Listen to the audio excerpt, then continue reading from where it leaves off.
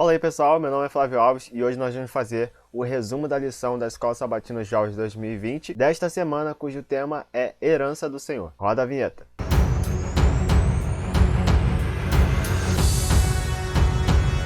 Se você assistiu todos os vídeos da semana e quer assistir somente a lição de sexta-feira, deixei os minutos que começará cada dia na descrição desse vídeo. Pai querido, agora neste momento iremos passar a nossa lição desta semana.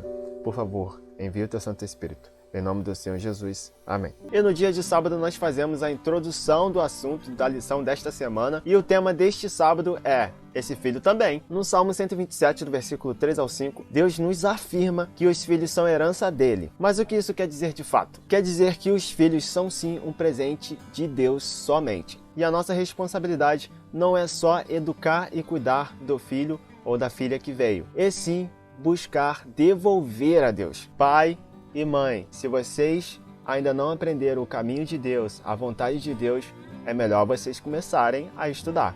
Enquanto seu filho estiver pequenininho, ainda dá para consertar, mas quando ele estiver já adulto, é muita oração e muita dedicação nas obras de Deus e confiar que o Senhor fará tudo aquilo que a gente não pode fazer, certo? Então agora nós vamos adiante. Os filhos, eles não são um resultado do nosso próprio esforço ou uma herança adquirida pelo nosso próprio trabalho, assim como a ciência tem afirmado. Entenda isso por definitivo. Cada filho nascido é uma bênção de Deus. Mas Flávio, será que é em todas as situações? Sim, é em todas as situações. E em todas elas, Deus está nos dando uma oportunidade de amadurecimento e também uma oportunidade de mostrarmos a nossa fidelidade a Ele, mas de que forma? Devolvendo o presente que nos foi dado ao Pai novamente, ou seja, o lar celestial, o caminho de Deus, os mandamentos, as leis e o amor que é o próprio Deus. Se a gente não conhece Deus, não conhece seus caminhos, a gente não conhece o amor e logo a gente não vai conseguir ensinar o que é o amor às outras pessoas e muito menos conseguir praticar isso. Deus, ele não concede algo aos seus filhos, algo que eles simplesmente não vão suportar. Logo, o que Deus realmente está querendo mostrar é o que ele pode fazer por você para a sua salvação. Agora basta você confiar. E o texto-chave vai nos mostrar isso no dia de amanhã. E no dia de domingo é nos dado uma atividade de copiar, fazer um esboço ou reescrever, mas nesse caso aqui eu vou fazer um comentário. Beleza? Então, vamos lá. E o texto-chave está em 1 Samuel, no capítulo 1, do verso 4 ao 20. E o texto-chave nos conta uma história de uma mulher chamada Ana. E Ana, ela era uma mulher meiga e muito humilde, de um caráter de grande ardor e de fé muito elevada. O seu marido se chamava Eucana, e Eucana, ele era um homem levita, de muita riqueza e influência. E ele, com certeza, amava e temia muito ao Senhor. Por naquele período, o ministério ele estava para não dizer totalmente irregularizado. É justamente por isso que Eucana ele não estava exercendo a função no serviço do santuário, entendeu? Ele não era chamado, mas enfim, eu acho que já deu para entender, né? Bom, enfim, vamos seguindo. Como Eucana e a Ana não conseguiam ter um filho porque a Ana ela era estéril, Eucana deu aquele jeitinho humano, né, que era bastante comum naquele período, naquela época. O que ele fez? Ele arrumou uma outra mulher. E essa outra mulher, ela se chamava Penine e era aquela mulher ciumenta, dá pra virada, ou seja, barraqueira, sem usar muito pejorativo aqui, né? E seguindo adiante, Penina implicava bastante com Ana, e a Ana, ela não dava muita importância, assim, né, no início, mas depois, com o tempo,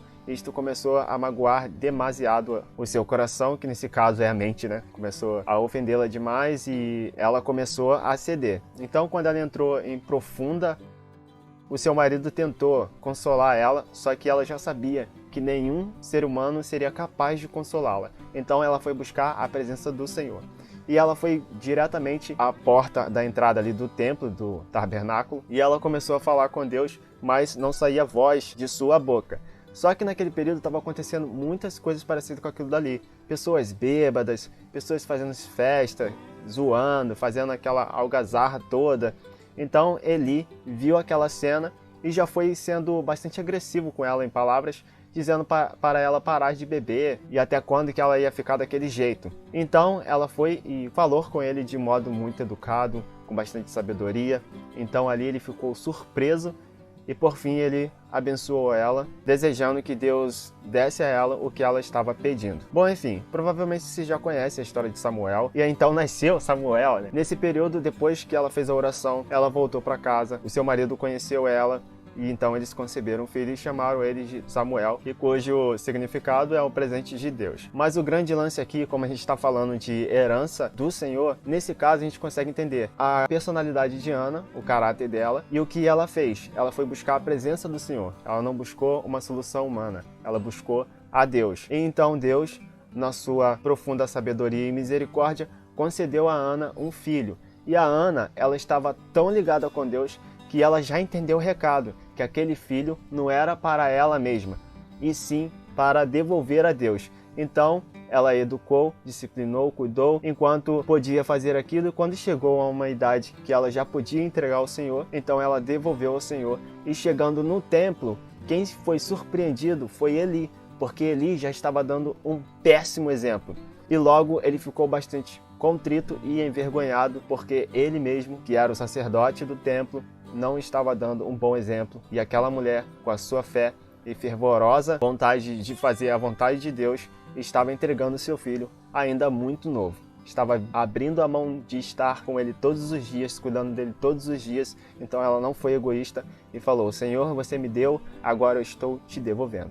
Então aqui ficou um exemplo para todos nós. Se você for ter um filho futuramente, saiba que a sua função é devolver para Deus, para que todos nós possamos viver eternamente juntos no lar celestial com o nosso Senhor, para todo sempre. Amém. E no dia de segunda-feira nós fazemos a compreensão, e o tema desta segunda é para a honra e glória de Deus. Uma coisa que eu preciso dizer, a gente precisa ter em mente sempre. Isto é uma luta constante, a gente precisa entender isso. O homem, depois da queda, ele tem muita dificuldade de aceitar a vontade de Deus. Isso é fato. E a gente precisa relutar contra isso. Daí, todos nós precisamos decidir a qual Senhor nós iremos servir. Agora nós vamos continuar a nossa lição. A nem todos os casais será dado filhos ou filhas. Somente Deus sabe a quem deve ser dado esse presente pelo motivo certo. Mas por quê? Porque Ele é Deus. Ele conhece todas as coisas e sabe de todas as coisas. A vontade de Deus, ela é boa, agradável, perfeita e justa. Nós podemos ver isso em sua lei. E daí, depois, quando veio Satanás,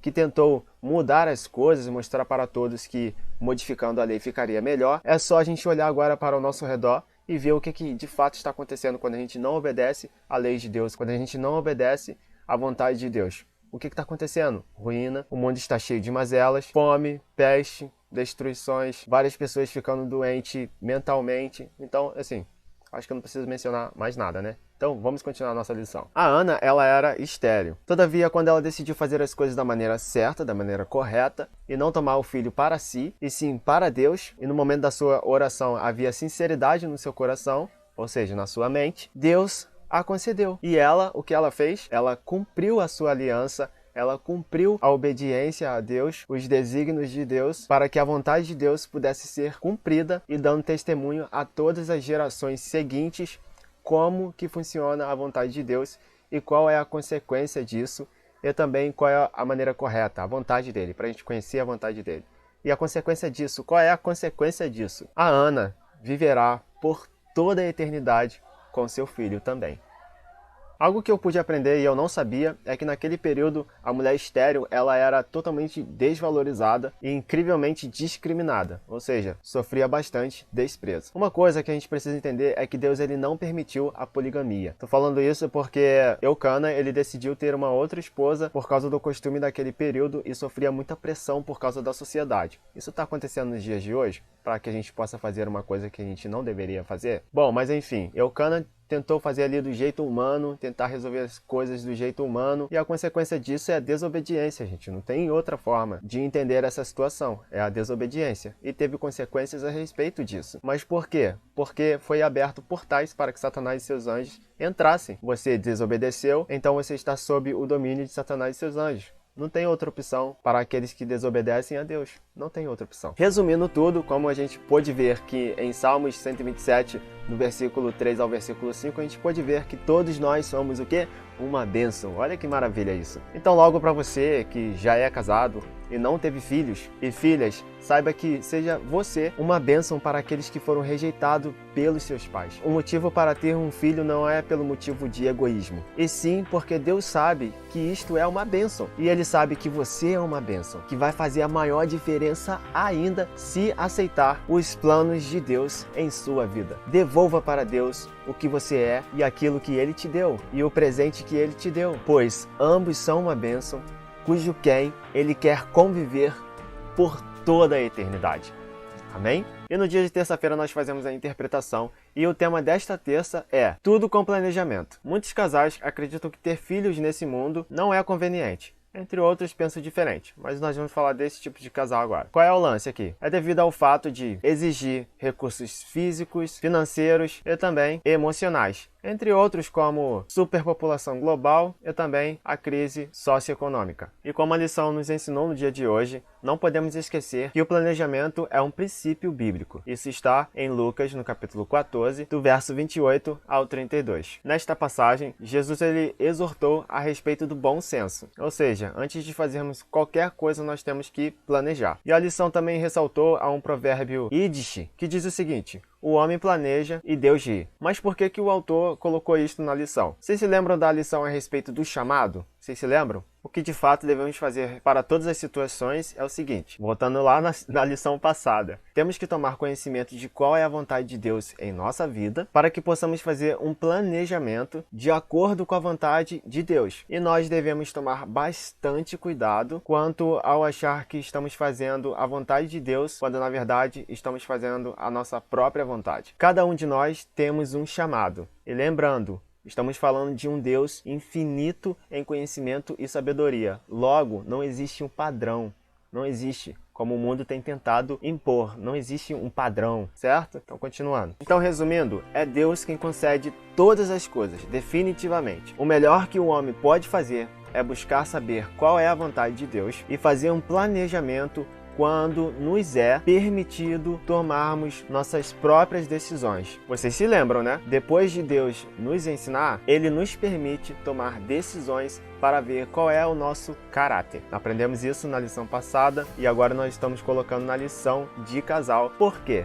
Porque sabemos que envolve todo este assunto. A gente tem que ligar lá as lições passadas com as de hoje. Estamos falando sempre do como conhecer a vontade de Deus. Este é o foco da lição todinha. Então, fazendo essa ligação toda, graças a Deus, podemos aprender que você que quer ter filhos, você que quer ter filhas, e para você que não quer ter filhos e também não quer ter filhas, e para você que quer se casar e para você que não quer se casar, tudo você tem que buscar primeiro saber qual é a vontade de Deus. Quando você descobrir qual é a vontade de Deus na sua vida, se você quer de fato ir para o céu, quer de fato fazer a vontade de Deus, é só você obedecer e planejar de acordo com a vontade de Deus e não de acordo com a sua própria vontade. Então, o planejamento ele é fundamental, todavia quem determina todas as coisas é Deus. E há oportunidades em que Ele te dá a oportunidade de você mostrar o seu caráter, depois de você já ter aprendido várias coisas com Ele. Então agora é com você, faça a sua decisão. E no dia de quarta-feira nós fazemos a conexão de outras passagens bíblicas com o texto-chave da semana que está em 1 Samuel no capítulo 1, do verso 4 ao 20. Então, segundo tudo aquilo que eu consegui entender, vi que a conexão ela está na essência da expressão sede fecundos e multiplicai-vos, junto com a experiência do que a gente aprendeu no dia de ontem. Então, continuando aqui, o sentido ele não está ligado num ato sexual, e sim em honrar a Deus em todas as coisas que fazemos. Ou seja, os filhos são a herança do Senhor. Logo, vocês lembram que a gente aprendeu no dia de ontem, o ato de coabitar, de conhecer, de ter uma intimidade, não reflete na consequência de um filho, porque quem concede os filhos é o próprio Deus, e o seu filho ou filha deve ser devolvido ao Senhor, assim como a Ana fez e nos deixou o exemplo. Claro que isso também nos remete a entender o porquê em muitos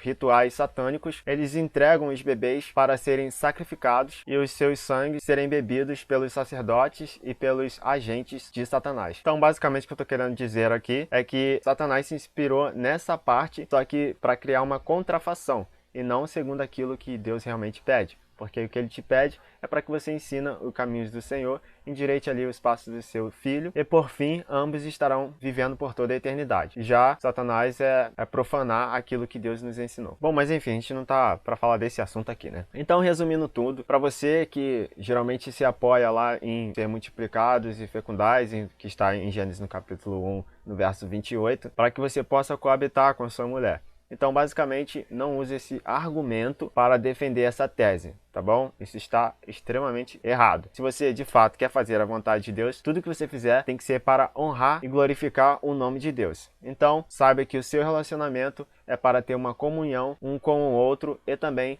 com Deus. Se não tem isto, então o seu relacionamento está em grandioso risco. Por quê? Quer comais, quer bebais, fazei tudo para a honra e glória de Deus. E no dia de quinta-feira nós fazemos a aplicação e o tema desta quinta é Flecha na aljava.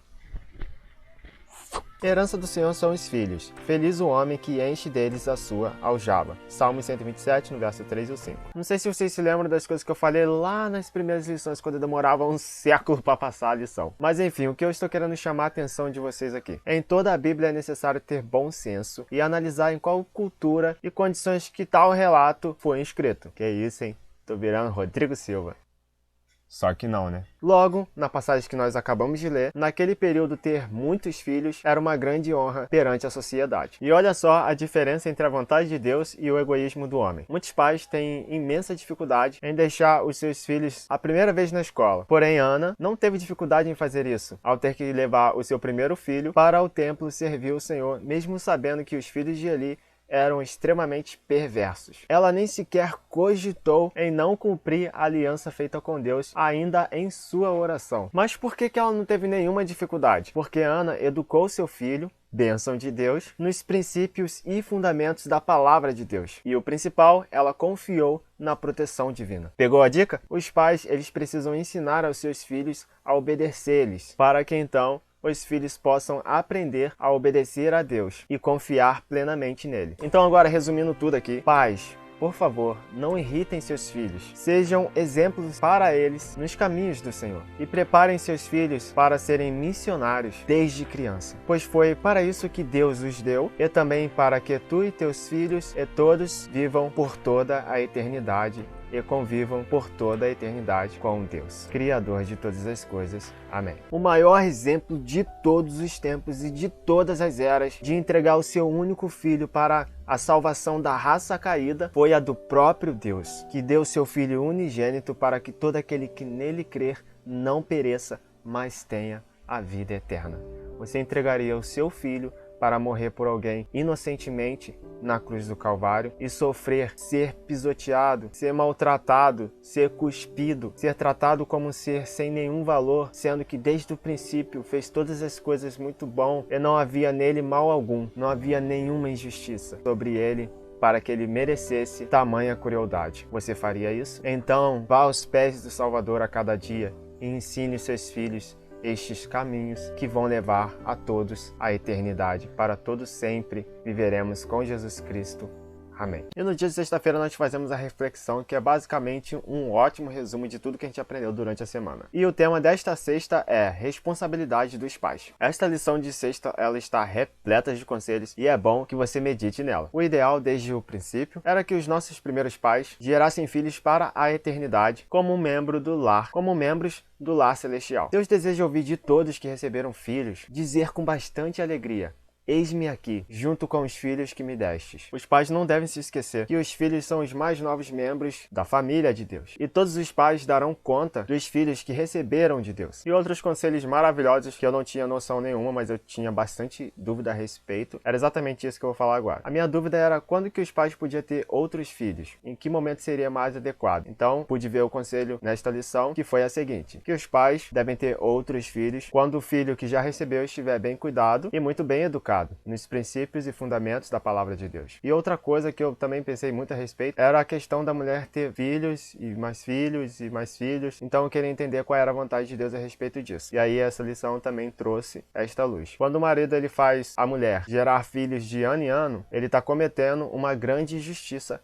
contra a sua mulher. E por fim, os pais eles devem analisar para quem que eles estão gerando filhos. É para a honra e glória de Deus ou é para os poderes das trevas? Pai querido, ajude aos pais e aos filhos a honrarem a tua santa vontade. Isso que eu te clamo, em nome do Senhor Jesus. Amém. Todos os dias, 6 horas da manhã, estarei postando lições da Escola Sabatina Jovens, então se você quer acompanhar, é só você se inscrever no meu canal e ligar o sininho de notificações. E para que este conteúdo aqui possa chegar a outras pessoas que estão visitando o YouTube, é necessário que você faça alguma dessas atividades que eu vou falar agora. Que é se inscrever no meu canal, deixar um like nos vídeos, compartilhar esse conteúdo nas suas redes sociais com seus amigos e familiares, e também deixar um comentário a respeito do que foi falado no vídeo, ou um feedback positivo ou negativo. Nós também criamos o grupo do Telegram, se você quiser participar, o link está na descrição desse vídeo e lá a gente compartilha a experiência um com o outro. Muito obrigado por vocês terem vindo, que Deus abençoe a cada um de vocês em nome do Senhor Jesus. Amém.